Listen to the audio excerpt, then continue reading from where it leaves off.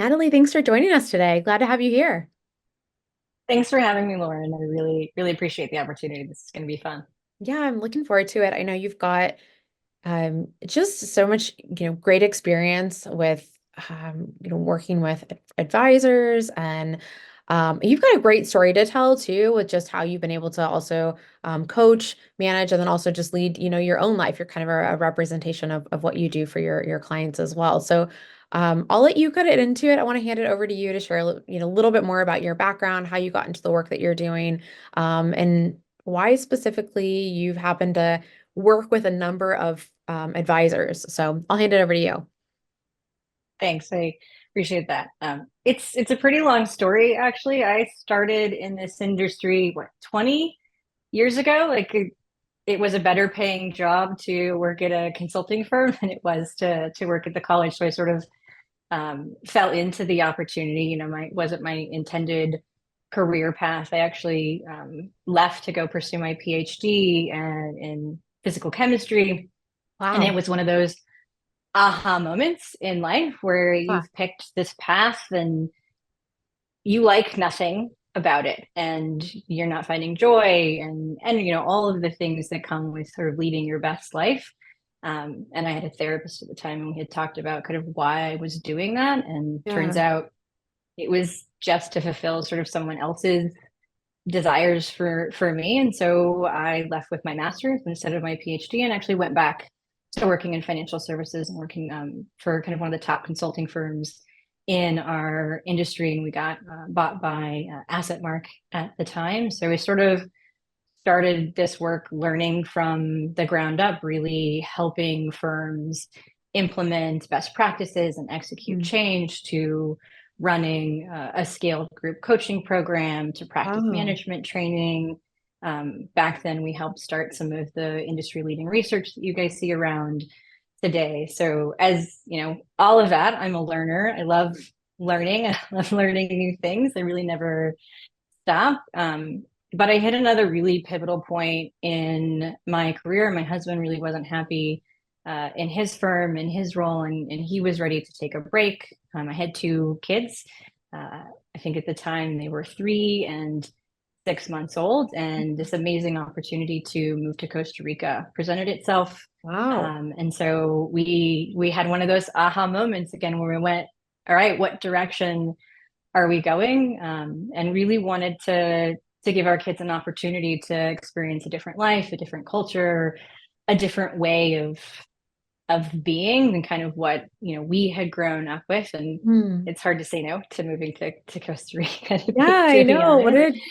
Yeah, great opportunity to dive in, right? And experience something completely new. So, Yeah. But part of what I learned in that process when I had my first son, I actually had postpartum anxiety, and it was sort of the first time I really connected that some of my anxiety was based on being performance driven, right? Your worth and your value is how well you do or how much you succeed.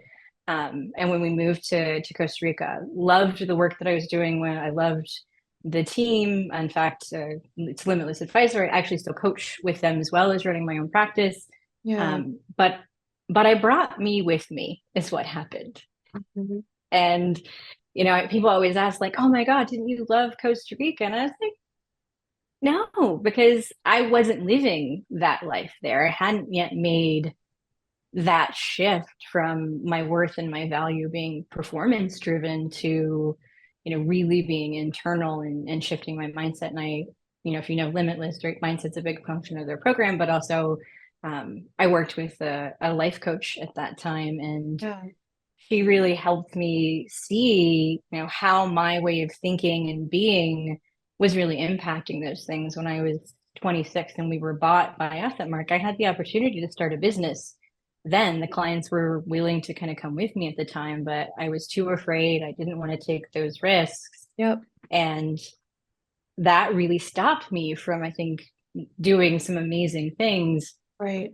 And I did that work, in my 40s, and started my own business at the very beginning of COVID, while my husband was a stay-at-home dad, no other support structure in place. Like, it made me enabled me to take a risk that I couldn't take when I didn't have any responsibilities and there Mm. was really no concern. So that was a big shift for me. So I actually dove into sort of that mindset and executive coaching component and got the credentials around that to be able to bring that into the work that I do with advisors because I love helping businesses reach their potential and Mm. teams and leaders reaching their potential. But in all the work I did in consulting, like people would just get stuck, right? We would have conversations around changing your fee schedules Yeah. or hiring or letting go of team members who wouldn't get a good fit. And I just couldn't get them past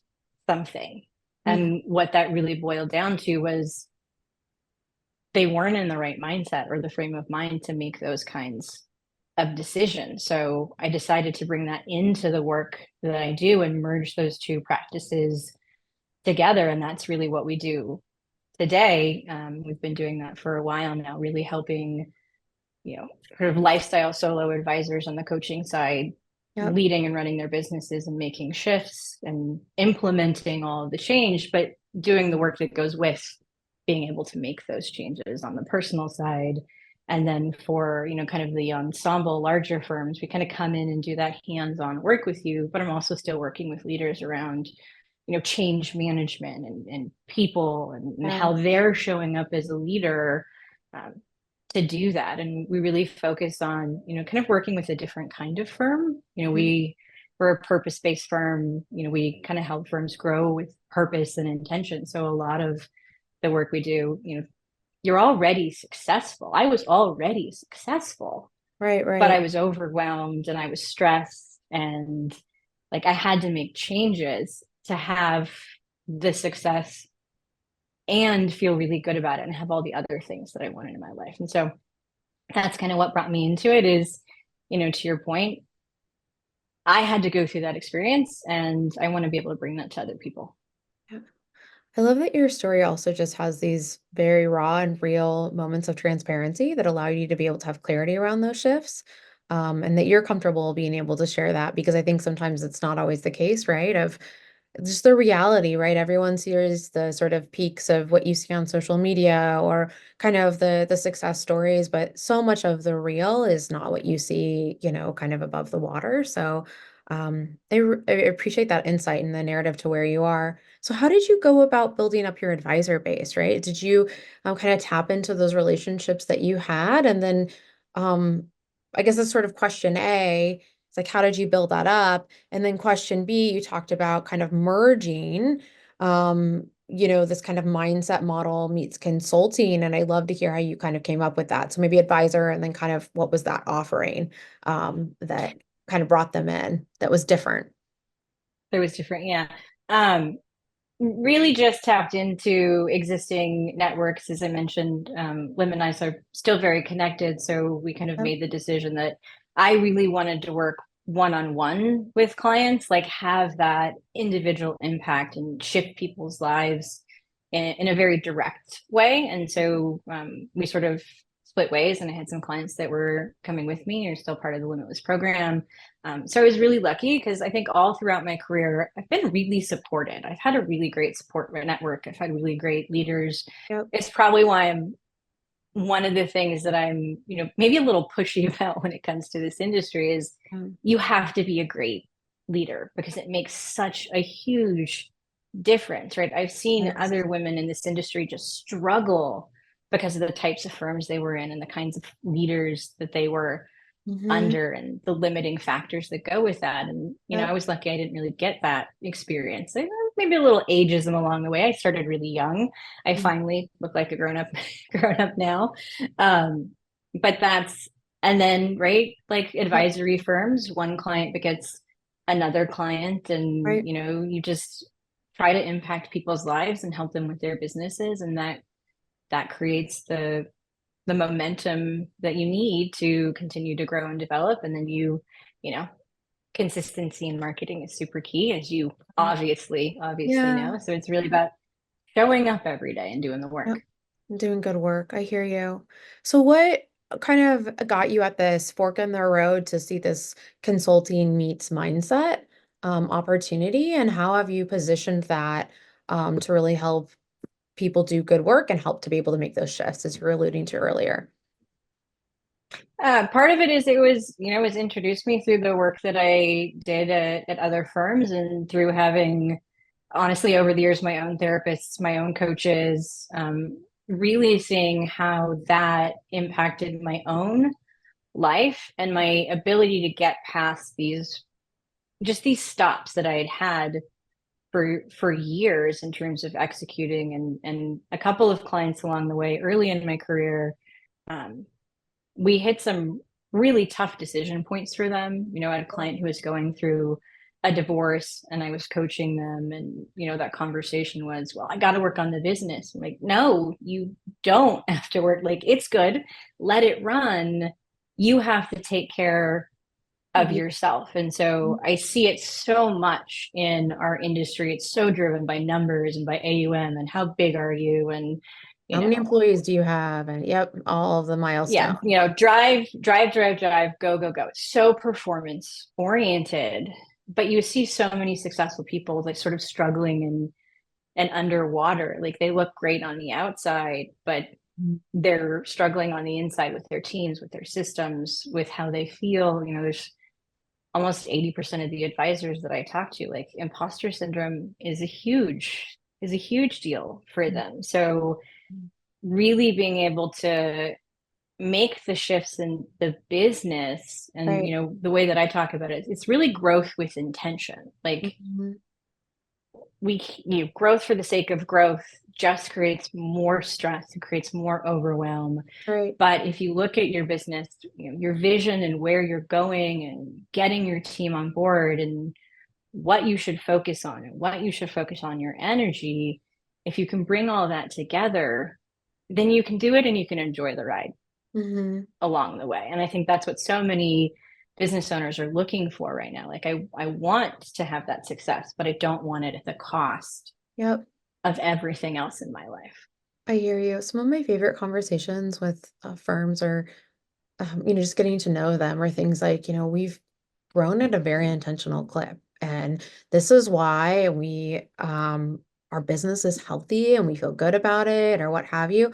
Or it's the firms that say, we're at this size, maybe they've got a dozen employees and we want to grow because fill in the blank, right? Like there's that intentionality behind it. And that goes back to serving clients and just having that clarity. And that in itself is a gift. So I appreciate what you're saying. So tell me more. You've talked with a lot of leaders, right? And I feel like sometimes we're always looking for these hacks, like, okay, if I'm gonna grow, like, do I need to put together this full, like, is there a blueprint for a strategic plan, or what things should I be thinking about, or what books should I be reading, or systems to tap into? And I'd love to hear from you about kind of that, how you approach working with leaders, and if there's a more of a, I'll call it like a blueprint or a playbook, or if it's more kind of uncovering things through a mindset perspective.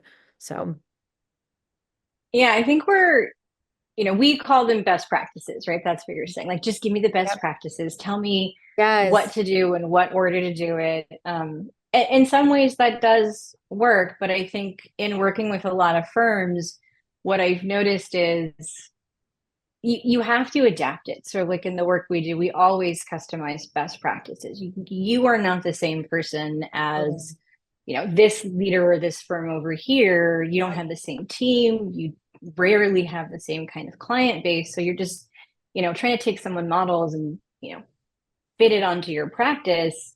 And then for some reason it's not working and you can't quite figure out why it's not working. And it's hey, like we actually need to adapt that. So best practices are great. They're a really good guideline to work with, but Yeah. quick fixes don't really work, right? That miracle solution Silver isn't bullet, isn't all of it. there. Hmm. Yeah, you have to do the work. And so in the work we do with firms, we customize it, right? So where is it that you want to go and what are your goals, right? If you want to be Right. a lifestyle solo advisor, that looks different than if you're a solo advisor trying to grow into an ensemble Mhm. business. And if you're a lifestyle ensemble that wants to stay at a sort of a certain size, let's say, 10 people or under, Right. the strategic decisions you make are different than if you want to become, an enterprise RIA. So you always have Right. to look at those things. And I think, we're always looking for the right answer, Mm-hmm. and there isn't a right answer. Most of the successful firms that I've seen have just made decisions and leaned into those Mm-hmm. decisions and committed to doing that. And so I think that, looking for the quick fix, just you end up doing a lot of research and not a lot of execution, right? You spend a lot of Mm-hmm. time in theory and not a lot of time in doing. So, I think you had, we talked about the podcast, and time management is a really good example of that. Like when you think Yeah. of, the thing we want the quick fix for, it's, Yes. hey, I need to be able to better manage my time. Mm-hmm. And it's a universal challenge, right? Of leaders, of business owners, So of true. everyone. And there are 100 time management tools. I could give you just a stack Books. of books this big, I know, it's so true. but I like, Lauren, how many time management techniques have you used? Oh, I don't even know. I honestly test them and then I kind of throw them out or I just adjust them, right? And there's a few that stick. Yep. Yeah. So, that's part of that. You have to get it to work for you. But, what we're talking about is these are the tools and techniques that we need. But Mm-hmm. if we don't have the right thinking in place, they just, they don't work really well. And it's a Yep. really good example. I have a client, we're working on her time management, and we had a conversation. She was just beating herself up. She said to me, Natalie, I don't understand why I can't do something so simple. Why can't I just follow the model? Yeah. And that was, creating so much stress and anxiety and overwhelm that it made it even harder Mm.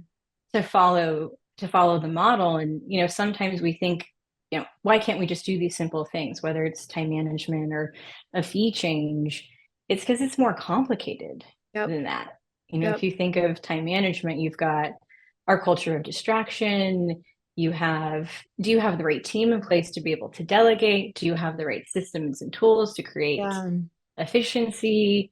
And then you have this, how do you think about time? How do you relate to time? And Mm-hmm. for most of us, we're a victim to time.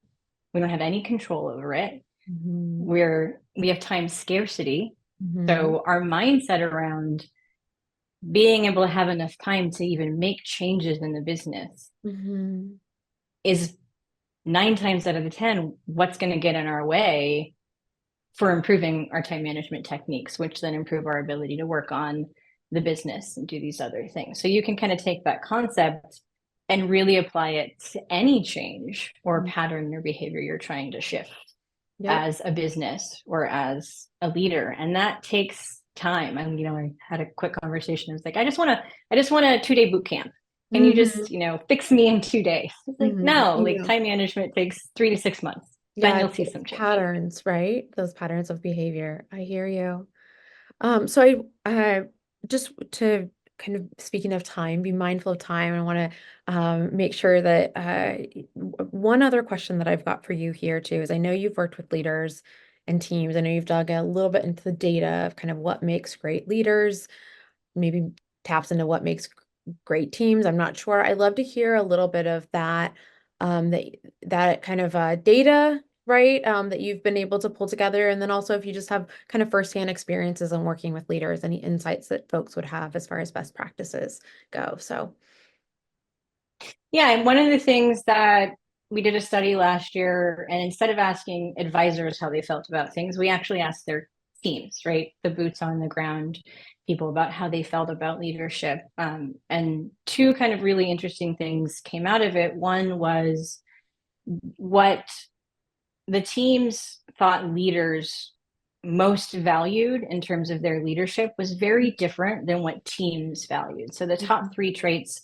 in leaders for teams was communication, adaptability, and honesty and transparency. Hmm, And when describing what their leaders' perspective the number one thing was expertise. interesting. So And what I see in a hmm? there was no match, like direct match. So, Yeah. Well, communication was up on the list. So I think we all okay, know, like, to be a good leader, you have to be a good communicator. right. But what I see with a lot of leaders that are trying to grow their businesses is they have trouble getting out of their own way, Hmm. right? They struggle to delegate or build teams. Yeah. They become the bottleneck in the business, and so that becomes a really big challenge when you're trying to grow an organization. And it's interesting. About 15 years ago, when we asked team members in our client relationships, like, hey, what's the struggle, they're like, we don't know what the vision is, we don't know where we're going. Mhm. That's shifted. Now they know where they're going, they just Yeah. don't know how it applies to them. So leaders are, they're still missing that gap. Is like, you can point the firm in a direction, but you've got to get everyone on board To know and where you're bring them going. with Yeah, you. I hear you. One of so I have the fortune, much like you, to be able to be plugged in the C-suite and to see behind the scenes of a lot of different companies. And one company we worked with for a number of years, one of my favorite transparency components that they've added to their business is they call their monthly State of the Union. And it's just literally updating teams about where they're going, right? Where the business is headed, major projects and initiatives that are going on, and opportunity to celebrate others and good work. And so I love that component. We've applied it to us as well. And it's funny, we do it. I'm sure a lot of firms are familiar with net promoter scores. I'm sure you're familiar as well. There's an net promoter score for employees. And that's one of the things that, at least on our team, a lot of people talk about. They love that transparency. And I think really appreciate being a part of that business journey along the way. So that's interesting to hear that, I guess, from my personal experiences, it kind of aligns with some of the data and research that you did. So um Yeah, we definitely see it in firms, right? Teams don't want to come to work just to do a job anymore, right? They want right. to be a part of something bigger. Yep, that's right. Oh no, I hear you. Well, this was so fun. Any other final thoughts or things that you'd like to make sure to share? I think one of the key components of, you just mentioned it, like we're doing that State of the Union address, and what comes next is, it's that we talked a little bit about the leader bottleneck, but it's also the business bottleneck. So Mhm. having a clear plan in place for what we're working on and who's responsible for that, and really having a strategic planning process to make sure that you're working on the things that are going to create that growth that you want Yep. in the order that you want. And that's part of the work that we do, is really helping firms identify what those things are and then put them in the right order, and then help them champion their teams to execute and move forward on them. So it's a big component of getting all the pieces to line up, right? The strategy, the teams, the mindset, the Mhm. systems, really driving everything in one direction, I think, is a way that firms are seeing that intentional and Mhm. purpose oriented growth and creating meaning in their businesses and their lives. That's great. And then it sounds like you also support with the change management component as well. So not just the strategy of putting together the big picture, and then are you supporting those teams as they actually implement that and action that? Are you kind of more or less tapping back into the consulting as the project moves forward? Yeah, depending on how you engage with us, we have sort of done with you engagements where we sort of lead and coach, and we Mhm. have done for you engagements where becoming a part, you know, a strategic member of your team, sort of a fractional COO, and helping you design that strategy, and then helping implement and build it out, whether that's a service model or a fee schedule, or I think, advise a career paths and milestones, right? Really helping you execute that and then implement it. So our engagements are a little bit longer term, because we don't really believe in, hey, let me build you something and then hand it That to you sits and on then the walk shelf. away. Yeah, Yeah. I hear you. It's getting past that stuck point, kind of like you were sharing earlier. So Yeah. yeah, being able to help actually get some traction. Well, so great. Thank you so much for your time. Where can folks learn more? What's a good website or email? You can visit us at beyondfa.com or email connect at beyondfa, and we're happy to chat. Wonderful. Thank you again for your time. Thanks, Lauren. Appreciate it.